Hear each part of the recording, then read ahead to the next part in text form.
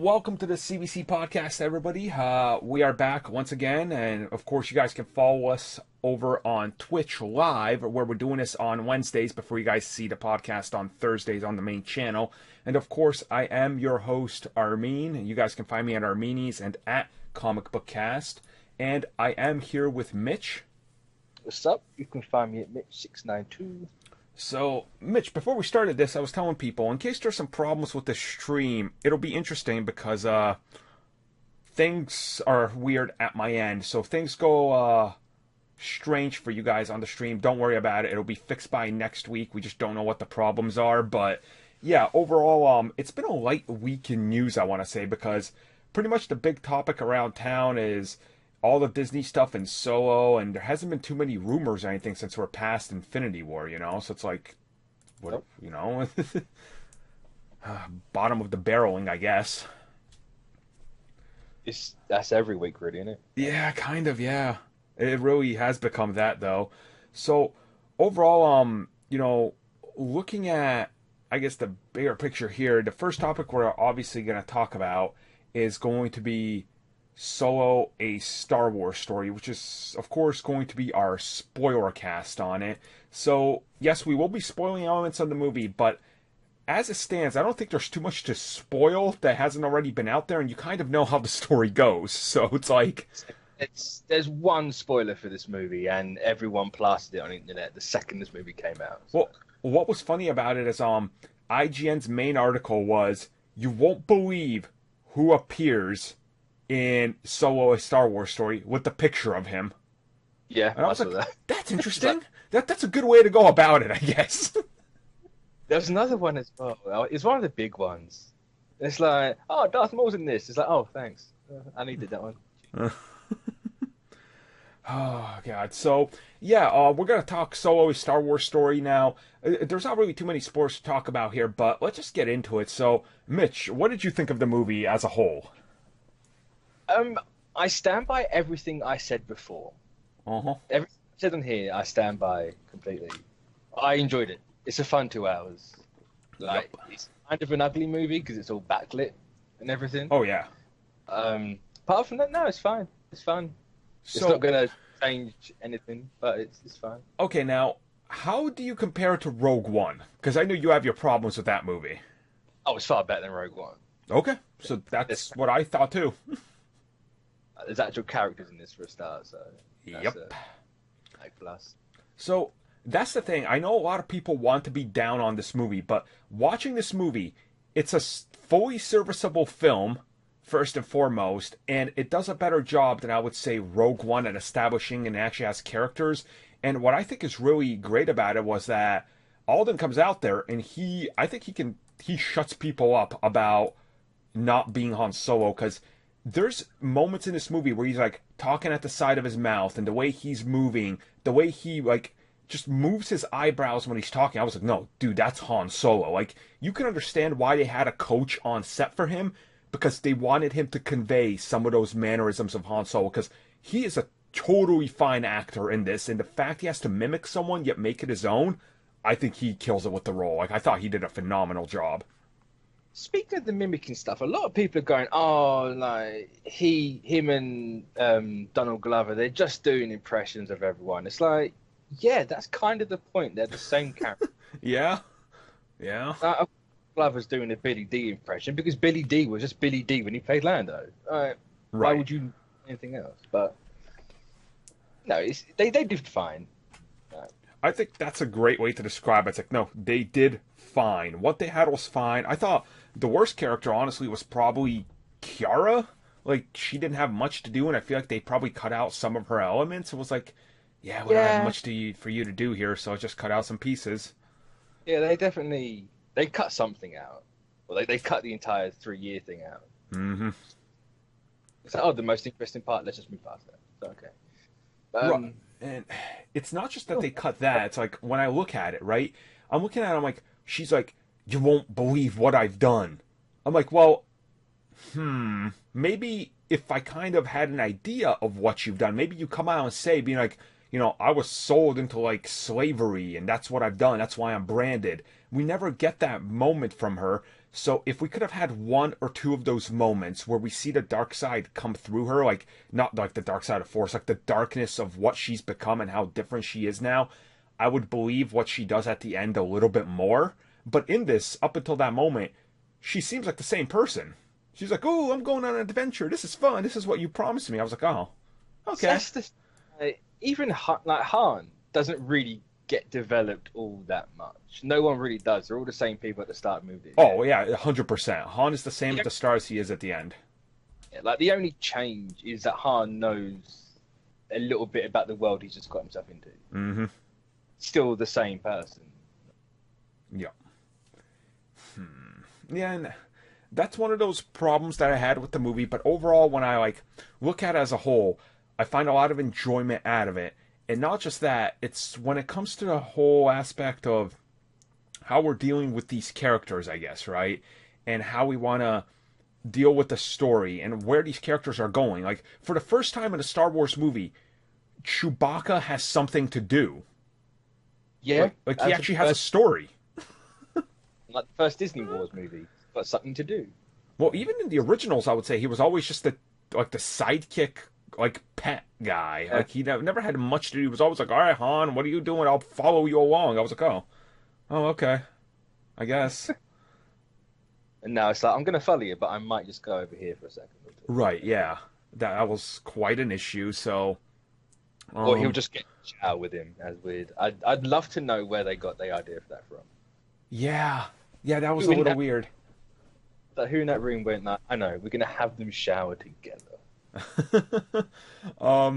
I think that was like one of those things where like, what can we possibly do to add some of that humor? We need a comedy scene right here, so add this scene in here. I was like, all right, it's fine enough. And there's also the scene where Han is talking Wookiee, which I thought was kind of hilarious too. It's like, oh, okay, that's how he understands. He can kind of talk it. So yeah, that was one of those moments where it was really silly because it's a grown man being like, yeah, like, that's a really weird thing to see, but it worked for what they were trying to do. Which I thought the scene where they found each other, where he was thrown in that pit. And like that's the explanation of why they're friends, to actually be one of the better parts of the movie. Yeah, it makes sense, and like I love how how we have the moment where he's kicked down in there, and you totally knew that was Chewbacca. Like they was trying to set it up almost like it's the Rancor or something, and you knew the way that was gonna go, and I like it, and I like that Chewbacca. He's pretty tough. Like this movie really makes him tough. Like you finally see why a Wookiee is so strong, why people are afraid of them. So it's implied that Chewie's eating people. Yeah, it is. Just like he's not this big cuddly dog anymore. He actually eats people. Well, we actually see him rip off the arms of the dude. So I was like, oh, that's kind of cool. yeah. And he's still salty at the chest thing in the Millennium Falcon. No holograms. Yeah. There's a lot of that. The other thing I liked is it's as badly as lit as like some of the movie scenes are and stuff. I love that at the end, the big climactic battle of the film is 3 people hiding behind furniture in a office. Yeah, that was strange. The set pieces in this are really strange. Like, why has the Empire got a train? They have spaceships.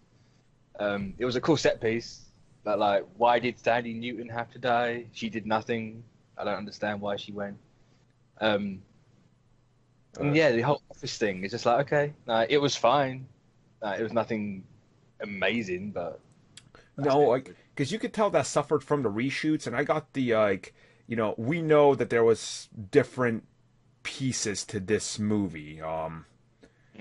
Like the different actor, like it wasn't Paul Bettany that played the main villain. He was like brought back during the reshoots. So maybe it was a more grandiose battle at one point, but I think the way it ended up, I was like, I am perfectly fine with this, because it's like, it's not a movie about the galactic scale and scope of it. It's like, it's a movie about stealing things from underneath the spice mines of Kessel, right? And that's like what the movie's really about. It's like, get this dirty done job done. It's like, all right. I mean, sure. It's literally like everything you would ever think a Solo movie would be about. It is. It is. Oh, he's said and done. He said he's done certain things in the old movies, so this movie has to be about that. Like, it's the Kessel. I'm surprised the Kessel Run wasn't bigger. It's just, oh yeah, that's just a thing we did. Yeah. Yep. Yeah. And we cheated. Like, the ship's not actually that quick. We just took a shortcut. But, exactly, and I like that because it kind of like subverts some of our expectations. And what else I thought was really good about it was when they do that, it lays out the entire Han Solo story that we kind of get all those mentions of. Even like in Empire Strikes Back, I think it is, where C-3PO interfaces with the Falcon. And he's like, oh, this ship has a, like he mentions like it's a different, like there's an AI in there and it has a funny accent, like a funny sounding voice. And I was like, oh, they even explain why the Millennium Falcon is like that. I was like, was that needed? Probably not, but they explained it. So I kind of love that. What they're basically saying is the Millennium Falcon is an SJD, so it's a social justice droid. Yeah, oh yeah, I've seen that going around. Oh my god, that's always been a point of Star Wars. Like, even in New Hope, they mention how droids aren't allowed in bars and things like that. So I was like, they just chose to tackle that on more head first, which I guess, I don't have a problem with it. That character was probably the biggest problem I had. See, I don't know, it felt really weird, and it was not really funny. Mm-hmm. Oh, okay, like, she's a thing. And clearly, apparently, her and Lando are a thing. I don't know how that works, but okay. Yeah, that was weird. That was very, very weird, I would say. I wasn't... It's like you got all these aliens, but you choose the robot? Fine, that's cool with me. Yeah. You Lando. It is a weird way that they dealt with it, which was...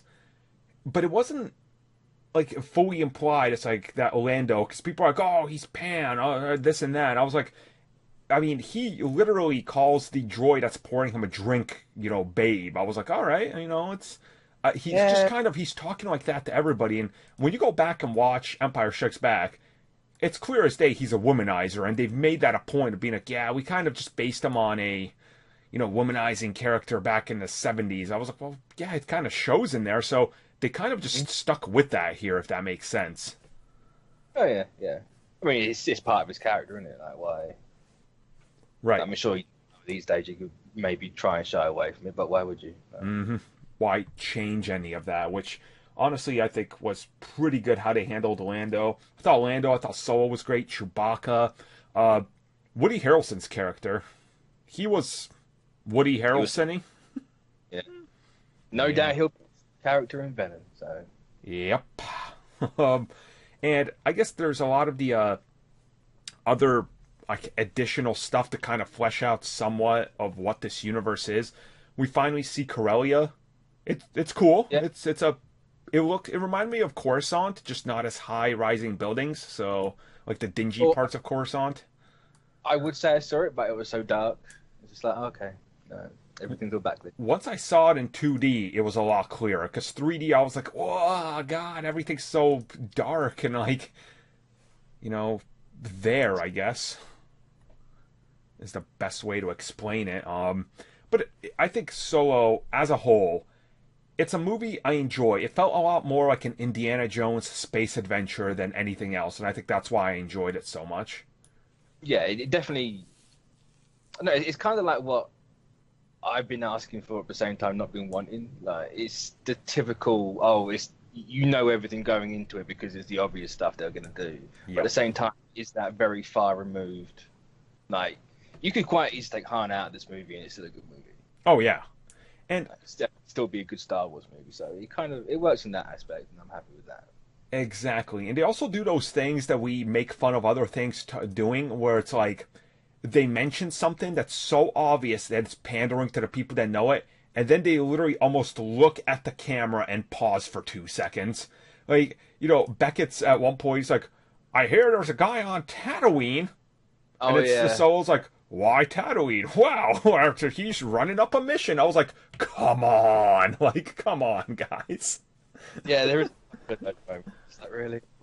But the worst one's at the start when he's about to leave, and he's like, who are your people? And he's like, I don't have any people. Oh, okay. So it's Han, Solo, wink. It's just like, oh, who signed off on that one? Yeah. It was so bad.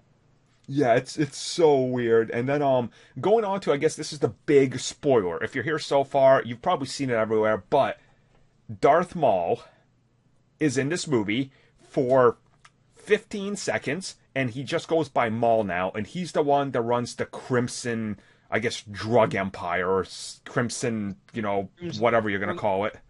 Crimson Dawn, Crimson Sun, something like that. Yeah. I can't remember what these crimes indicate things, but I mean, it's cool. It's, it's more like, oh, look, you got to do homework now. You've got to go watch Rebels and Clone Wars or whatever the hell he's been in. Yep. Read these 1,000 comics that we have explaining where he's been and why his legs are like this. And that's the thing. I think it's clearly a setup for another movie.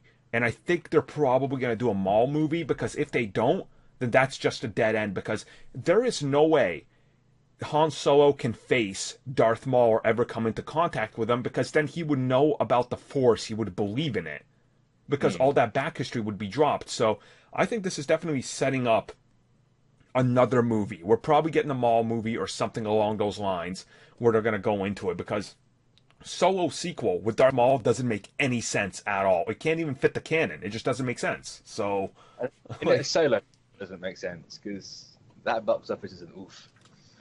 Yeah. To be honest, it's either going to be a setup for the Boba Fett movie or for the Obi-Wan movie. True. The Obi-Wan movie would make more sense. The Boba Fett one fits with the whole crime stuff and bounty hunters. So that's the thing. As much as the Obi-Wan movie is the one it makes the most sense from, then we already know his ending, because Rebels literally deals with Darth Maul's final moments. So it's like, you can't retell that.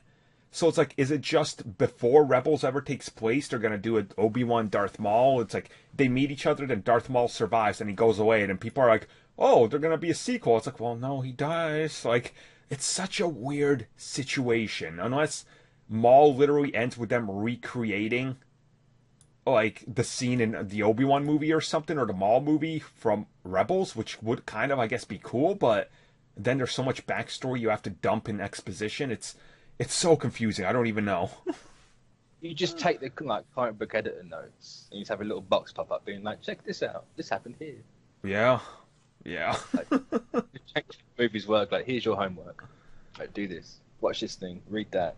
Read this 1,000-page novel. Yeah. Of why he chose spider legs.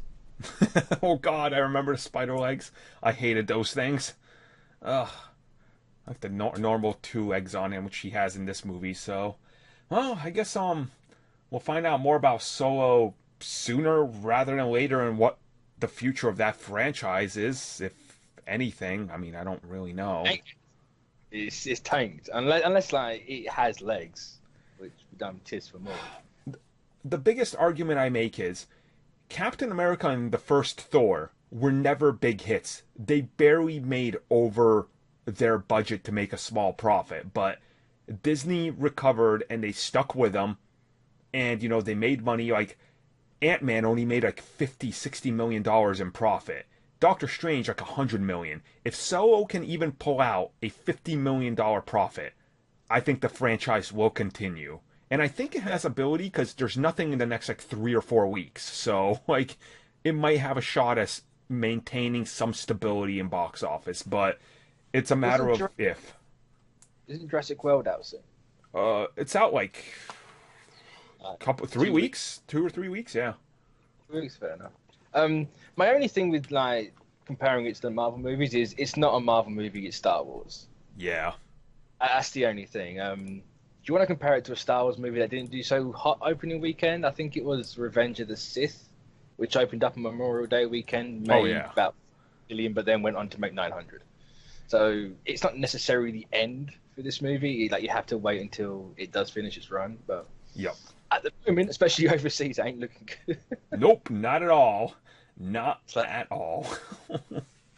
That's what you get when you release a movie like that on a football final. Yeah. They moved Ant-Man. This is a perfect example of why. Yeah, some terrible choices have been made in regards to their entire scheduling. So I guess that was our solo spoiler talk.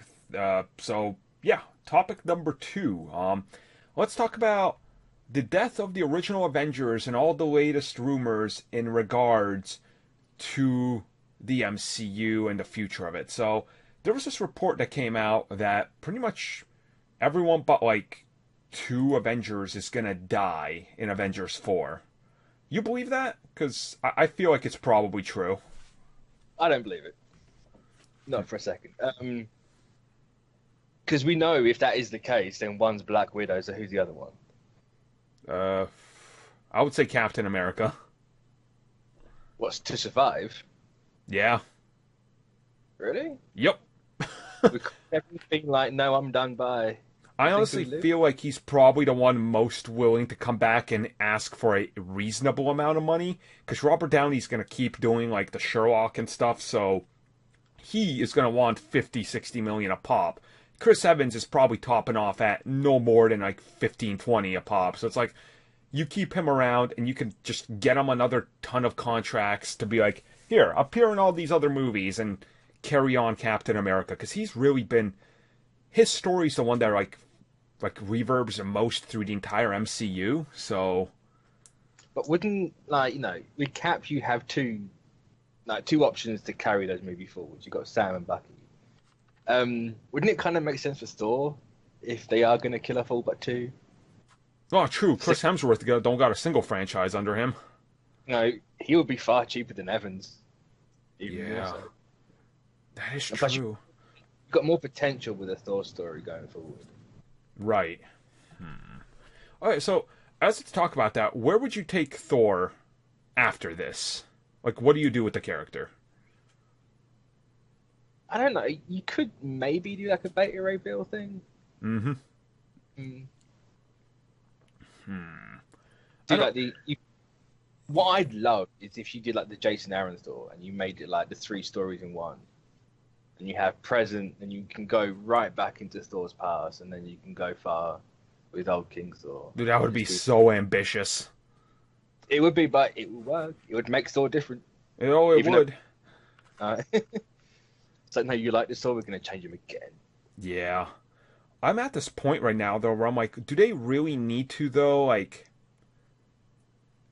go in these other directions with these? Like, don't they have enough new characters that I don't think they need to necessarily continue doing Thor or Captain America movies or anything? And that's kind of like my whole argument to why I think it's changing, because give or take, like, you see how their stance has changed. They're like, well, some heroes might not get sequels now. And I'm like, oh, I think they're kind of just getting us ready for the fact that maybe there won't be a Doctor Strange 2 or something like along those lines, because it just feels weird. Now, why would you not do the trilogy and just make money off it? You going, oh, we're not going to make another trilogy or a sequel to that movie. Like, you're just throwing away money. Yeah, that's true. Didn't they say it was like structured like phase 1 and 2, or phase 1 to 3? So then you're not going to do sequels. Yeah. I wonder if the phases are going to start getting much longer just because of how many franchises are coming in. Like, I mean, they could very well be. You know, phase 4 could be like, what? How long was phase 3? Oh, it was substantially longer. Like, what, 4 years? Yeah, so maybe make it 5 or 6 years long. But then that's a long time between Avengers movies. Yeah. And then it's a Avengers team, you can kind of split that up. But I'm not sure what, like, how realistic is it if they carry on just adding characters and not getting rid of some? Because the whole point of everything is to team them up at the end, and they're going, oh, and we're not going to do anything like Infinity War again because there's just too many people in it. But if you just keep adding without taking away, you're just going to get bigger than Infinity War every time, unless you split them up into different teams. Right. Yeah, that's the thing. And I mean, just to look at this realistically, let's say there is an Avengers 5. They've confirmed that all by giving us a logo, so we know what's going to happen. But imagine if Avengers 5, they have to get all the new heroes they got, plus then they have to renegotiate contracts with Robert Downey and Hemsworth and Evans and Jeremy Renner and Mark Ruffalo and everybody. you're going to run into like $600 million budget on just contracts at this point. So it's technically unrealistic that they keep all of them alive, because then people are going to start going, well, why aren't they showing up in all these things? It's like, if Galactus shows up, I expect every single hero on Earth to try to unite in some sort of way. And if half of them are missing because of contracts, you're like, that's cheap. Like, so you're kind of missing that. Yes. As I said, split them into teams. You can have half in the Ultimates. They can be into space. You could have a quarter of them as West Coast Avengers. You could have the rest of them as normal Avengers. Milk that Avengers tip. Like, just keep going. That's the only way I can really see it going, if you keep adding characters. Yeah. Well, also, there's also like the whole potential of how many more, I guess, not necessarily Avengers franchises can you make, but I guess that's also a way to phrase it. Like, you could probably do West Coast Avengers, you could do New Avengers, you can have the core Avengers, they're probably going to do Young Avengers. So do you think there's a possibility, instead of seeing an Avengers 5, we get New Avengers, then we get West Coast, so they stop with the, I guess, main line of the Avengers, and they kind of spin it off into these sub-Avengers franchises? Because I think there's more money to be made in that than there is in just a new one Avengers movie every 4 years, when you could do a new sub-Avengers movie every like 2 years. I think that would be more beneficial to them anyway. So I mean, it's possible. I'd still keep like the core Avengers around, like, just for namesake. Like, if like a West Coast Avengers fails and no one really gets to see that, then you still have your core Avengers franchise going. But you can kind of go, oh, the Avengers are for the biggest threats. Like West Coast, they're just for the slightly smaller threats. The Young Avengers, they're not really avenging anything. They're just learning how to be Avengers. Like, you can just do like stuff like that. Right. And then that way you can kind of go, well, you don't need all these characters in the West Coast Avengers because it's too big for them. You don't need the kids because they're kids, even though Spider-Man was in Infinity War. But then that's an excuse for why they shouldn't be there. Yeah, that's true. The Ultimates are in space. Like that's why they're not here. They're dealing with this threat, and Galactus is here, but you've only got these people. Like, you can work the narrative to work in your favor, essentially. Yeah. It's like, oh look, we've got everyone here, but you're only going to see these for split seconds. Right, and there's also the possibility, and I guess we could talk about it here. What if, since they're going to be touching upon the multiverse and stuff, right? There's always that chance where they could really stretch it and be like, oh, look, this guy went into some other multiverse or something, and here's this actor playing Tony Stark. And it's like them testing the waters, being like, are people going to accept this actor? If people are like, he was pretty good, they're like, all right, that's the new Tony Stark. Even in the main universe, we've recasted him. Like, I could see that being a way to do it, too, because there's no way you get rid of these big characters. Like, it just doesn't seem feasible to me, That's really cheap. Yeah. It's like, oh, killed him off. I heard it do. We just dragged him from the multiverse. Mm-hmm. We said that's not the end, but it is for this guy. It's not for him. Yeah. Just the same character, but slightly different now. He's got a new hat. Just comic book the hell out of it, really. I mean, like, you could do that for maybe someone like Miles. Like, that would work. Oh God, yeah. I think people would have a real hard time accepting that for someone like Iron Man. And like the big three, the Marvel Trinity, I think you would have a real hard time. Like, you can maybe do that with Black Widow and the Hawkeye, because then you can bring in like the Hawkeye everyone wants and make him the dumb clown, but yeah, someone else, like the big names. Yeah, that's true. So yeah, I guess the death of the Avengers, or the original ones, I guess that was our topic for right now. So we'll get back to that when we hear more. And now on to, I guess, our final topic. Is this going to be a big discussion of what is happening with Dark Phoenix, since it sounds exactly like X-Men The Last Stand? It is X-Men The Last Stand. Pretty much, yeah. So, it's not necessarily beat for beat, but like, oh, let's do the kiss with her holding the eye lasers back with her mind. That was done. Let's give her a red coat because we think she's Scarlet Witch. That was done. It's like, oh, she kills Charles by lifting him up and dusting him. It's like, that was done. It's yeah. like, really? Why? How are you that creatively bankrupt that you can't possibly do a different story? So So I just as we started this, I put up a video which I talked to somebody that kind of goes around. He drops a couple scoops, and he was able to verify this entire leak. So I trust him. And this comes at the back of two other people that contacted me directly that said, "Look, I was also at a thing, and I can collab 100% of what's being said." And then they added something that was said on the side to me that I can 100% confirm is true, which I can't state yet. But essentially, this email that I got was, what it said is, looking at the X-Men franchise, a big reason for them going back for the reshoots was because Fox told them, you have to bookend our franchise with this movie. So in the reshoots, make sure it's a finite finale. And I'm 100% inclined to believe what my source says, that that's true. And I believe it's true because there's no way they're doing a sequel to Dark Phoenix. So,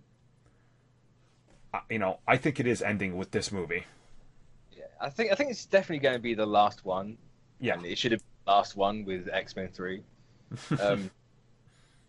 Why history's repeating itself, literally. I don't know, if this is true and it all turns out to be right, it's laughably bad. Like, Apocalypse would be bad in this movie. Yeah. I don't know how they did it, but I suppose it's Kimber, because that's how they did it. Well, they're still reshooting elements of this movie. So there's chances that the rough cut that the people saw is the cut before the reshoots, which very well could be the case. That's the thing. So, I mean, they still keep testing it over and over with other audiences, so we don't really know how it's going to go. But I think it's definitely a possibility. It's a definite possibility that this franchise is not going to see success with this movie. And just by looking at the interest, just gauging the interest among the internet, which I know isn't the best way to go about it, but then also gauging it among my friends, nobody is interested in this movie in the grand scheme of things. So I think that kind of tells you a lot about it. Like, why would the X-Men haven't been relevant for years in the movies? Mm-hmm. They haven't changed. They haven't done anything different. They don't stand out. They're just an old franchise that's still somehow going. I don't know. They clearly don't get what characters they're working with either. So they're like the Avengers in their world. It's like, that's not the X-Men though, is it? Not at all. How do you mess that up? It's like, obviously the X-Men and be like, yeah, we're gonna make people like them. It's like, no, they shouldn't be liked. That's the whole point. Yeah, you're missing the entire point. The X-Men should never be liked because people are afraid of the evolution of humanity. So it's like, they can't be heroes. And then the fact that they're originally they were teasing going cosmic and stuff, and then the reshoots, I guess, are adding more to ground them. And then they're like, oh no, we're going to take this as a more serious approach. And it's like, it doesn't, everything what they're saying doesn't jive with what they've said before. Nothing is clicking together or making any sense. I just don't get it. No, what's been said is really half-assed. They go to space, it's just the edge of the atmosphere. The ship, Jean hits when she has the cosmic rays, crash lands on the, quote, not Skrulls, the Greys, home planet. That's a sign of war. Really? That's the entire motivation? Look, random ship, we have no idea where it's come from, or who owns it, or why it's even here, or why it's empty. Let's go attack their home planet. Why? Yeah. Well, how about the fact that, they're Skrulls, but they're not allowed to be called Skrulls by name because Disney owns that, and they're not allowed to look like Skrulls. So I'm kind of thankful for that, to be honest. Well, yeah, but it's why the hell are you doing it then? I stand by that. It's contract stuff. I don't think it's a coincidence that Marvel Studios wanted to use Quicksilver. Fox used Quicksilver. Marvel Studios wants the Skrulls. Fox used Skrulls. I don't think that's coincidental. I think they have to, both have to use it at the same time for it to actually be legal.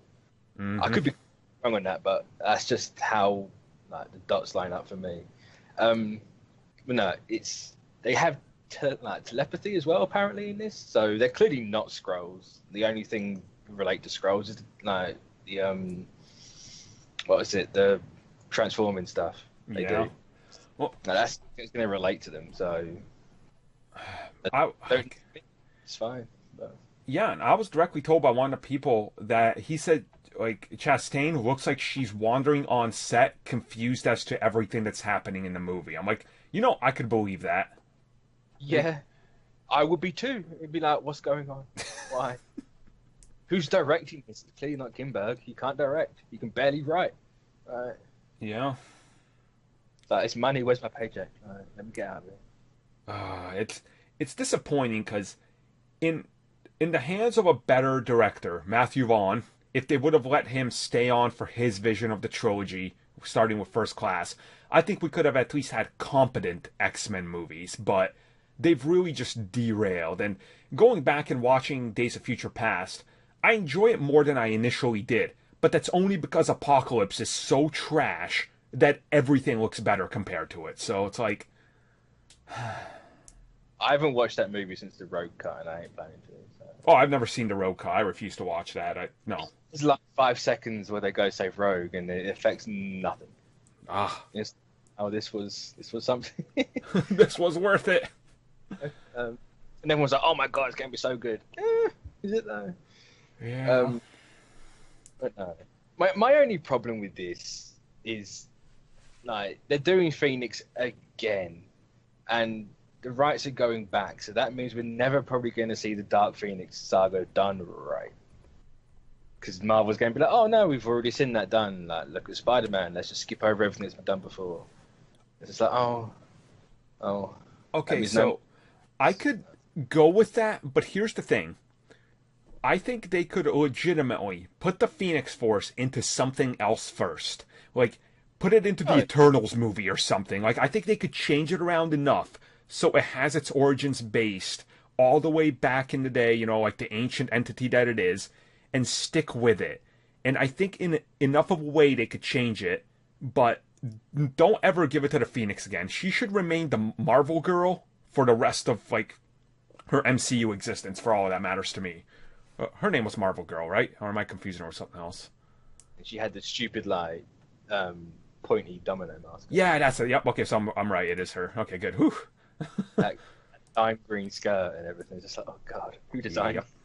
Yeah, it was kind of dumb, but, it is what it is. So, I don't know, man. This entire leak screamed of awful. It just sounds awful. It looks awful. Everything about it screamed awful. I don't want it. I think that's the best way to sum it up. There's one good thing in this league, and that is she accidentally kills Mystique. Yep. That would be hilarious. It's like, give me that moment, please. Just get rid of Jade. Yeah. Interesting, I guess. I don't know. So, right now, we're going to go, and we're going to actually hit up some of that Q&A section we'll be taking on the Twitch over here. So, here's the thing. Before we get some of the questions, I just want to kind of start talking about some of the other aspects of what's happening. So, superhero TV, right? When do you think, Mitch, we're going to see New Warriors? Well, I mean, ABC just cancelled that show. Whatever was it, Roseanne? Is that what it's called? I haven't really been following it. Yeah, Roseanne. Yep. No, they got a free slot. Why not? Yeah. Apart from that, it's probably going to be saved for the streaming service. Yeah, I could see that. I don't see it being anywhere else unless ABC are like, "Oh, cool, we like this. Let's put it on there." So. Yeah. So, all right. Here's a good question we can talk about. Is Ms.Marvel really coming to the MCU? From Mike Gamer. So, let's talk about this. So, Kevin Feige recently said in an interview, it's happening. Yeah. Why wouldn't you put Ms.Marvel in the MCU? Right? Why wouldn't you? That's the thing. It's one of the biggest new characters Marvel's had. You'd kind of be dumb not to do it. Plus, you've got the Captain Marvel stuff. It's so easily put in there. Whether it's a TV show or a movie, she's easily done. Yeah. And I think with the day and age we're at, and we just talked about ABC canceling Roseanne and everything, what kind of good counter to that would it be to be like, hey, guys, Ms.Marvel on ABC. This, coming up. Check this out. Teenage Muslim hero from Jersey. You're like, damn, you're making a statement right here and there. Like, they would get so many headlines. Like, their PR would just be perfect. Like, there's there's a gain to be made from the logistics behind why you would greenlight the series, but there's also a logical step to make on why you would do it because it's a great character with a great story. So I think there's so much to do. Like, I say different. It's very much like the modern day Peter Parker, and they already have that. But you got a chance to tell that story with her as opposed to him, where you've had to skip over it. Yeah. So you can really focus, and she's not this big world-saving character. You can probably zoom in on the school stuff and focus on that. Mm-hmm.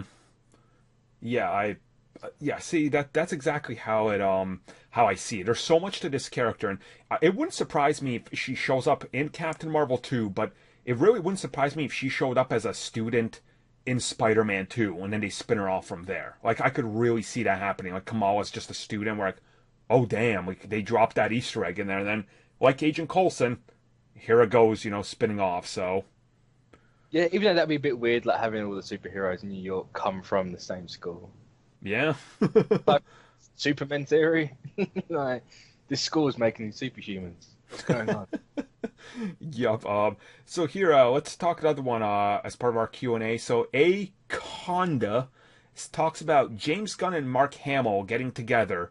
So there's a lot of speculation that we're probably going to see Mark Hamill in Guardians 3. What do you think about that one?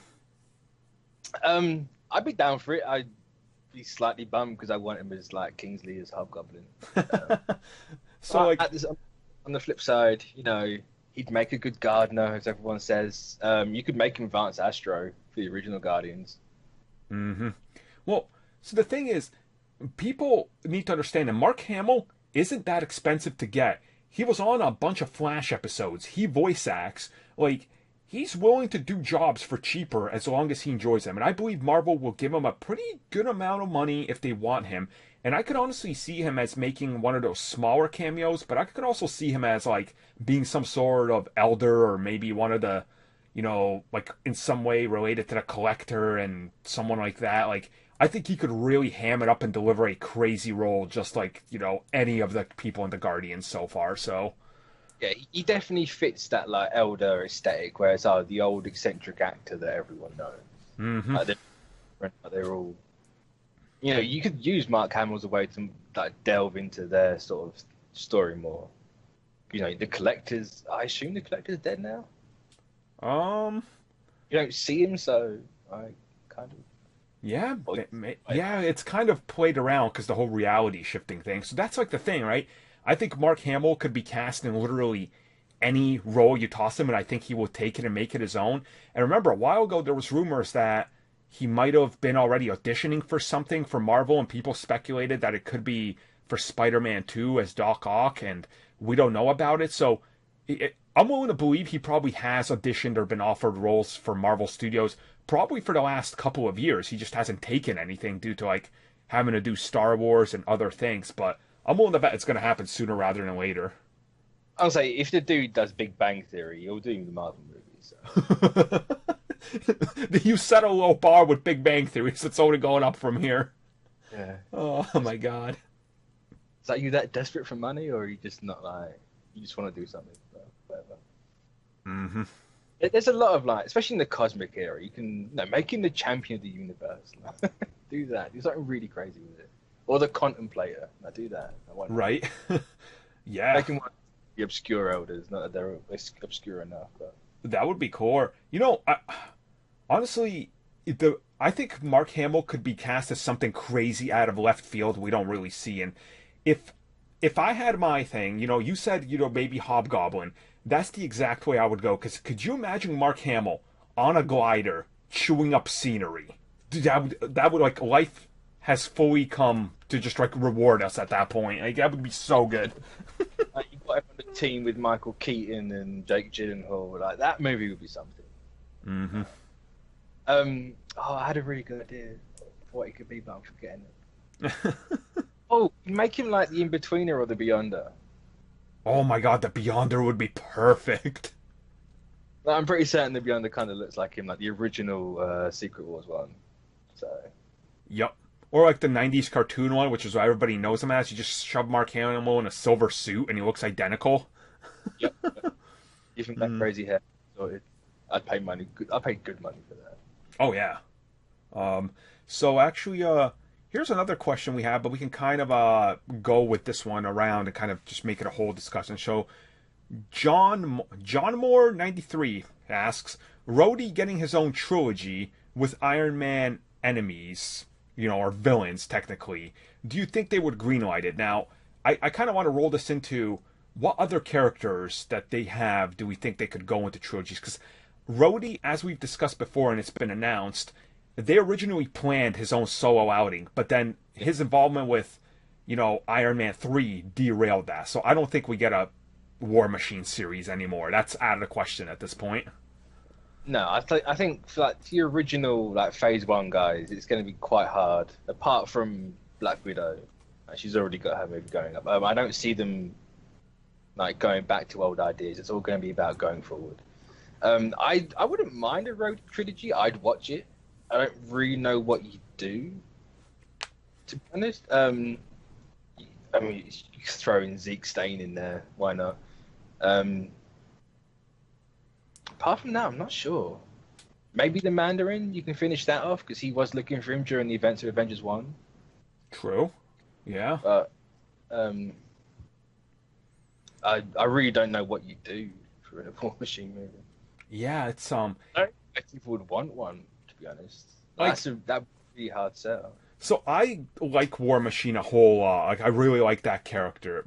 But, and that's the big problem, I don't know what you do with a War Machine movie. And it's like, okay, you can make it a little bit more patriotic, all about, America, and you have this and that. And it's like, at this day and age, I don't think that movie can work right now, just because of the way that the MCU is moving. Because they're moving in a different direction, right? So it feels weird. Maybe if it's a prequel set during the events of what was happening before, that could work, kind of like the Black Widow movies rumored, but I just don't know. It seems weird to me, really.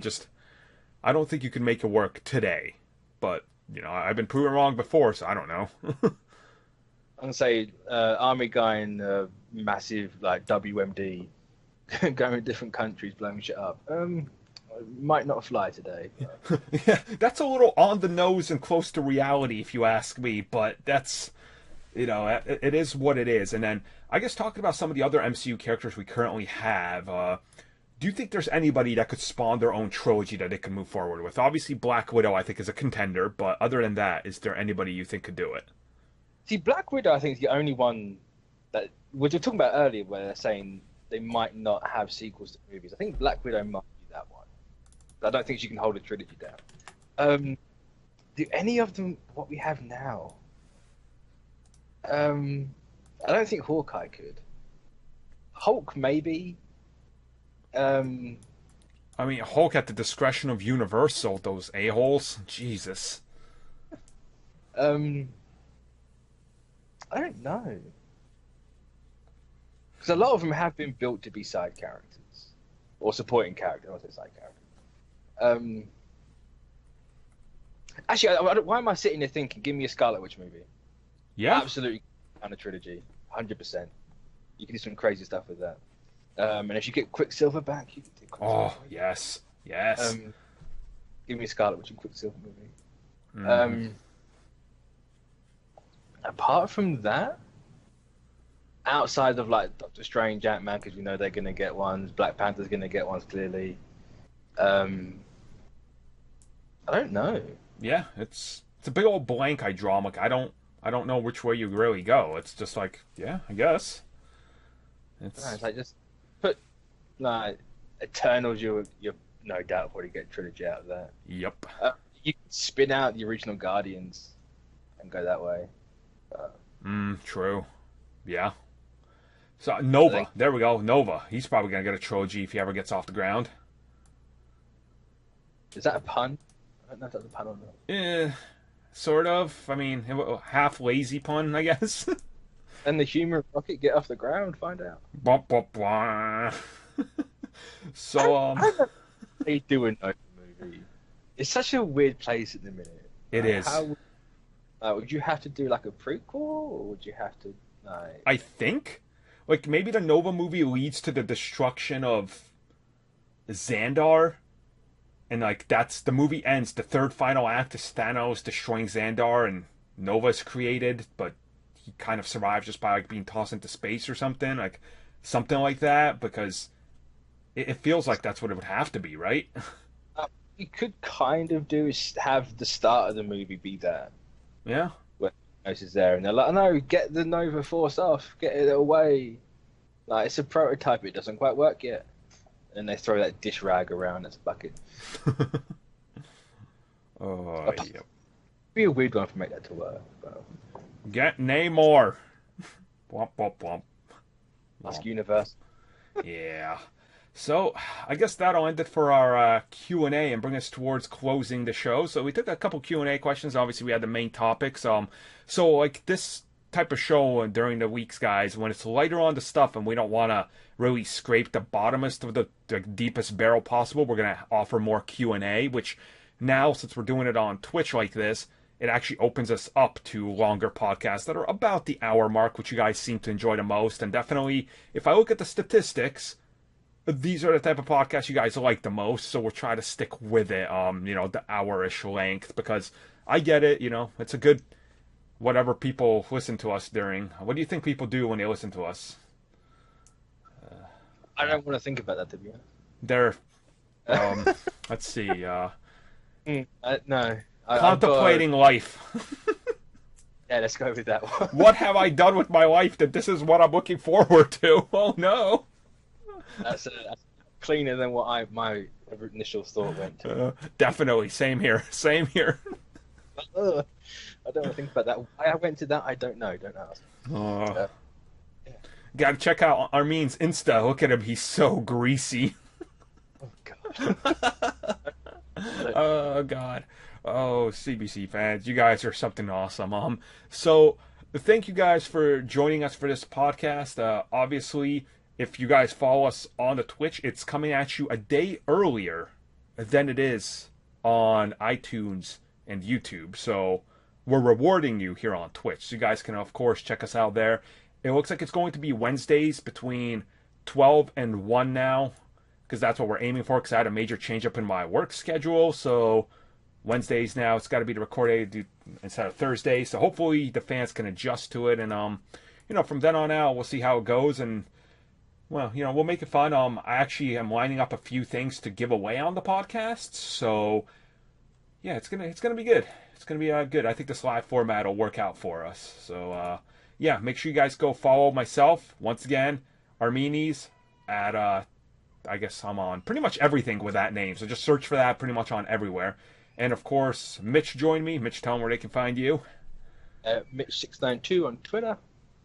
There we go. So, thanks for following and watching this podcast, everybody. And, of course, make sure you check out the Patreon. I know the YouTube version is going to have that it's available right now.